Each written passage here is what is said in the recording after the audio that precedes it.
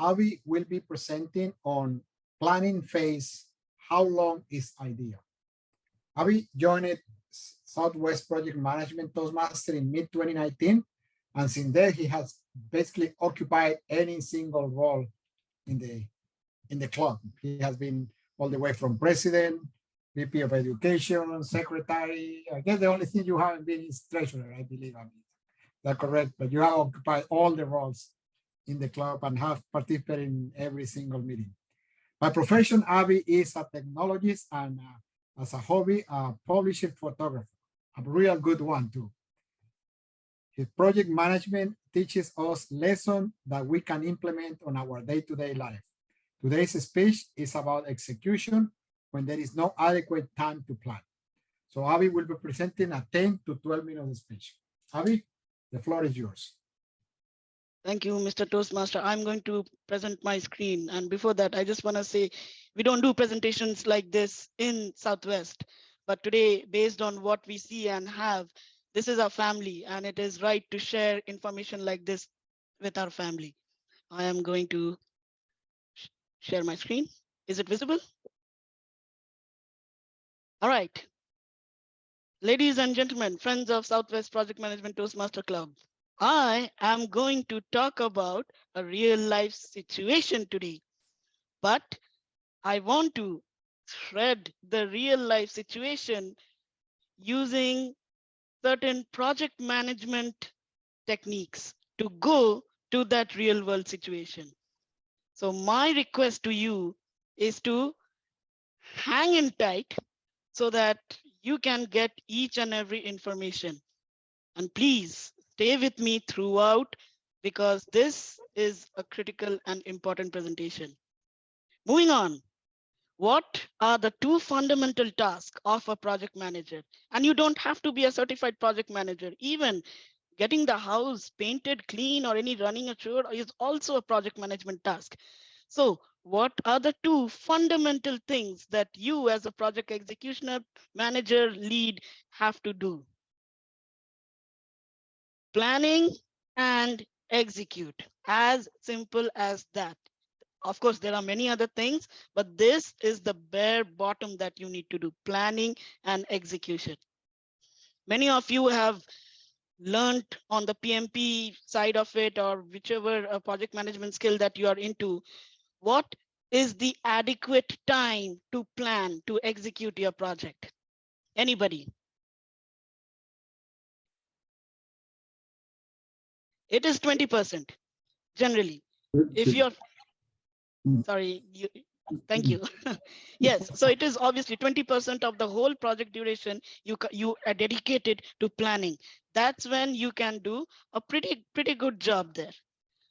Now, before I proceed, I am going to talk about a very key skill of a project lead or a project manager or coordinator, name it anything, and that is composure.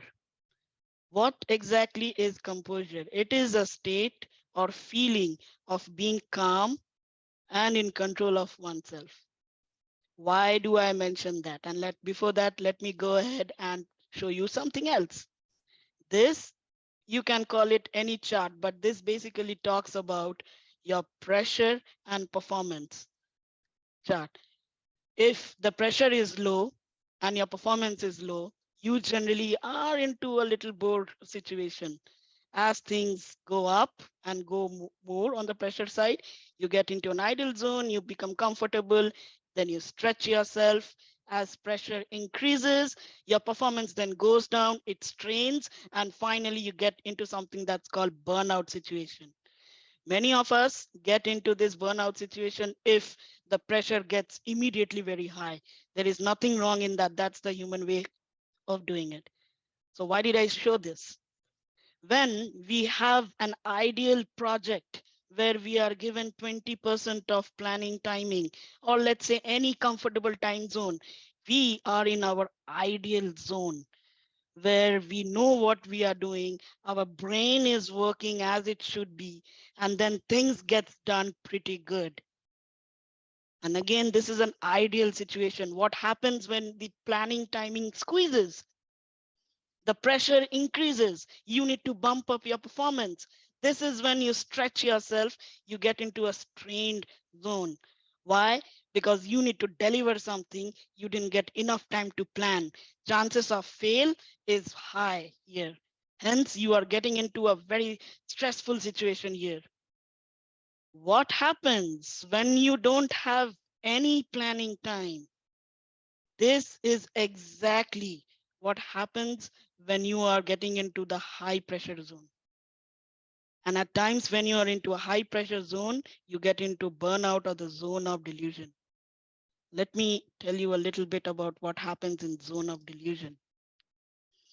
In this case, when let's say you are walking or driving and just an example, you meet with an accident or something, your brain stops working all of a sudden. You are delusional. You don't know what's happening. You decrease your attention, your mind wandering skills. At that point of time, it is very important to get hold of yourself.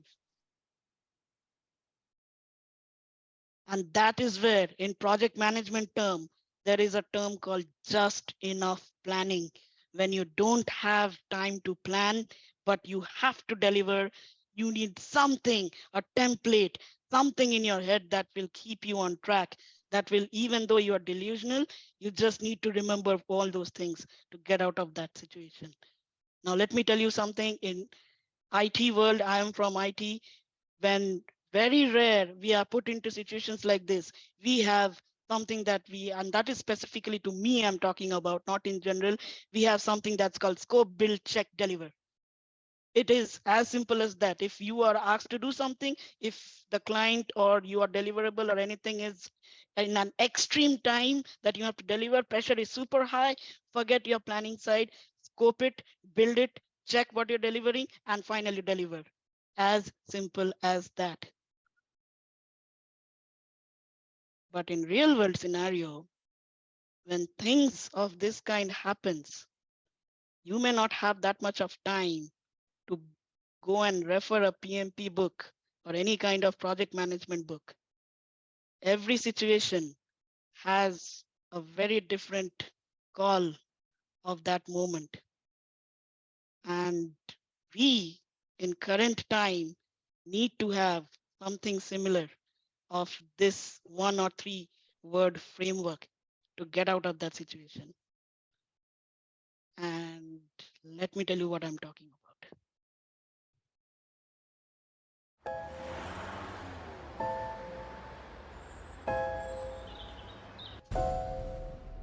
It may feel like just another day at the office, but occasionally, life feels more like an action movie than reality. The authorities are working hard to protect you and to protect our public spaces.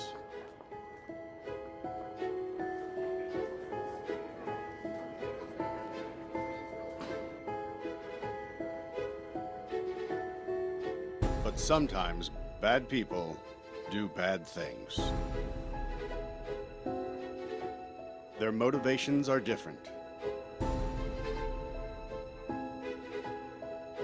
The warning signs may vary, but the devastating effects are the same. And unfortunately, you need to be prepared for the worst.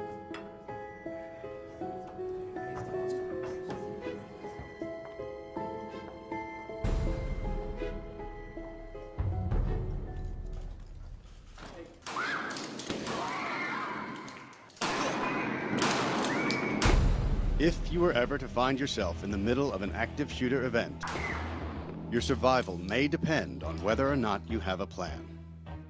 The plan doesn't have to be complicated. There are 3 things you could do that make a difference. Run, hide, fight. First and foremost, if you can get out, do. Always try and escape or evacuate, even when others insist on staying. Encourage others to leave with you, but don't let them slow you down with indecision. Remember what's important, you, not your stuff. Leave your belongings behind and try to find a way to get out safely. Trying to get yourself out of harm's way needs to be your #1 priority. Once you are out of the line of fire, try to prevent others from walking into the danger zone and call 911.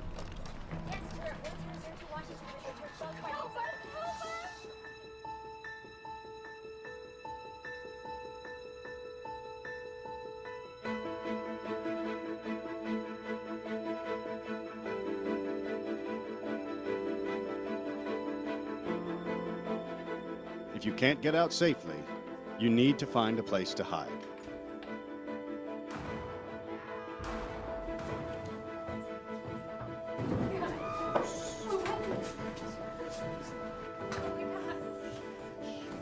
Act quickly and quietly. Try to secure your hiding place the best you can. Turn out lights, and if possible, remember to lock doors. Silence your ringer and vibration mode on your cell phone. And if you can't find a safe room or closet, try to conceal yourself behind large objects that may protect you. Do your best to remain quiet and calm.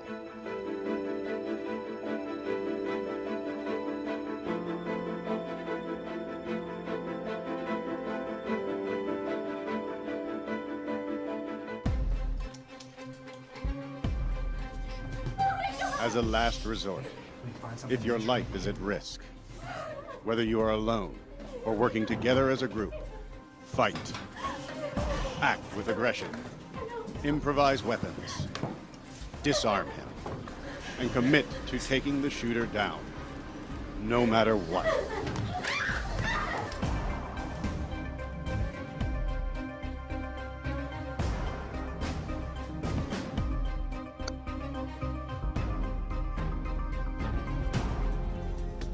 Try to be aware of your environment. Always have an exit plan. Know that in an incident like this, victims are generally chosen randomly. The event is unpredictable and may evolve quickly. The first responders on the scene are not there to evacuate or tend to the injured. They are well trained and are there to stop the shooter.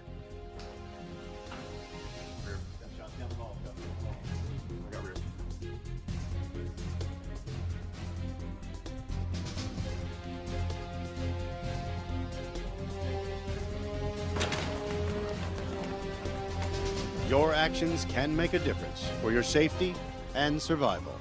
Be aware and be prepared. And if you find yourself facing an active shooter, there are 3 key things you need to remember to survive. Run, hide, fight.